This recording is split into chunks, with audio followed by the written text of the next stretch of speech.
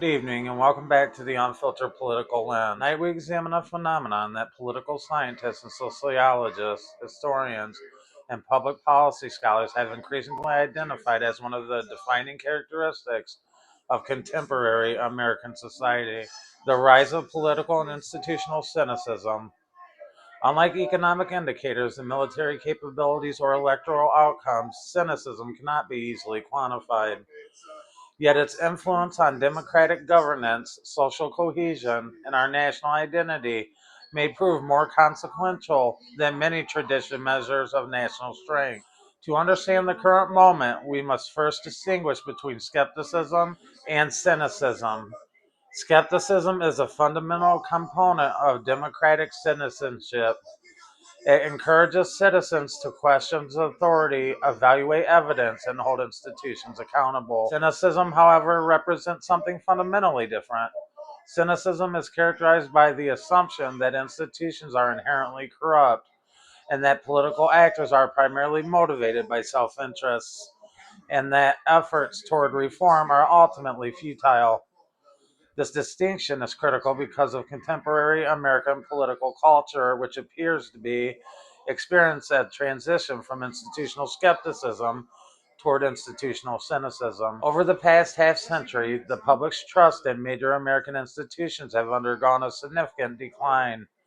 The confidence in Congress, the presidency, the media, organized religion, higher education and financial institutions, and even the judicial system has fluctuated downward across multiple generations.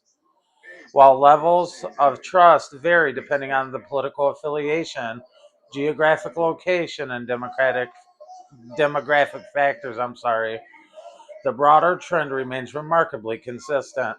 Americans increasingly exhibit diminished confidence in the institutions responsible for governing and organizing public life. Political scientists often describe trust as a form of social capital. It functions as an invisible infrastructure that enables society to cooperate, compromise, and maintain political legitimacy. Without sufficient levels of trust, democratic systems become increasingly vulnerable to polarization, fragmentation, and political paralysis. The citizens may continue to participate in elections while simultaneously losing confidence in the legitimacy of the system itself. Several historical developments have contributed to this phenomenon. The late 20th and early 21st centuries have exposed Americans to repeated institutional failures and perceived betrayals. These include political scandals, prolonged military conflicts, economic crises, financial instability, government dysfunction, and a growing socioeconomic inequality. Each event has been reinforced a broader narrative that institutions either cannot or will not fulfill their stated responsibilities. The consequences of these experiences extend beyond policy disagreements. They also shape the psychological relationships between citizens and the state. And when individuals repeatedly perceive that institutions have failed to deliver on their promises, they often develop what political theorists refer to as a crisis of legitimacy, which is a condition in which citizens no longer merely criticize the institutions, but they begin to question the validity of institutional authority itself. Technological transformation has further accelerated this process.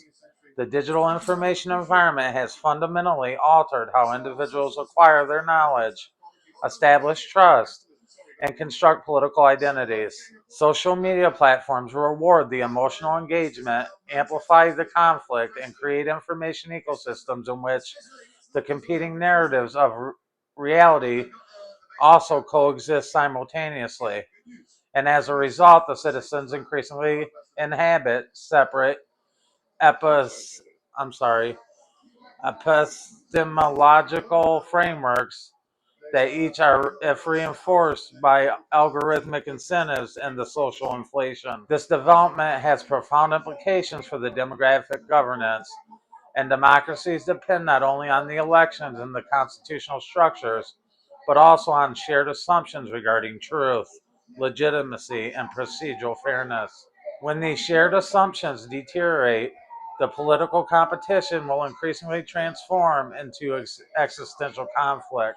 The transformation can be observed in contemporary American political discourse.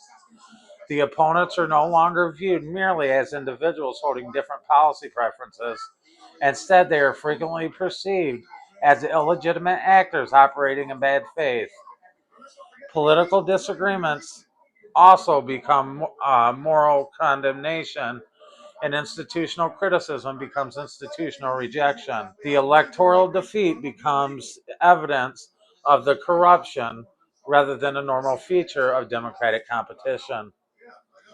The rise of cynicism also affects civic participation itself. Traditional democratic theory assumes that the citizens will engage politically because they believe the participation can influence the outcomes. The cynicism undermines this assumption. If political systems are perceived as fundamentally corrupt or irredeemably compromised, citizens may withdraw from participation entirely or engage only through expressions of outrage and protest. Paradoxically, however, widespread cynicism may not necessarily indicate political apathy. In many cases, cynicism reflects the persistence of unmet expectations. The individuals become cynical not because they expect nothing, but because they expect something better. The existence of cynicism may therefore represent evidence of disappointment, democratic aspirations, rather than the complete abandonment of a democratic ideal or ideals. This distinction raises an important question for the contemporary political analysis. Is American cynicism the cause of our institutional decline, or is it the consequence of our institutional failure? The answer is likely both.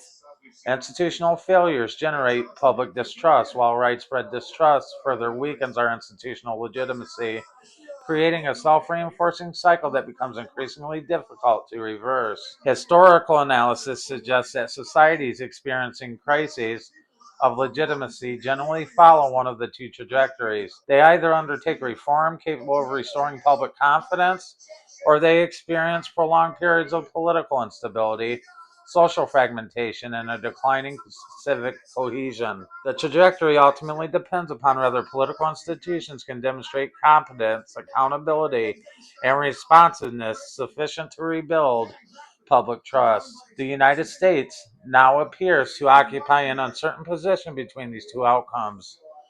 Perhaps the most important question facing Americans today is not whether cynicism exists.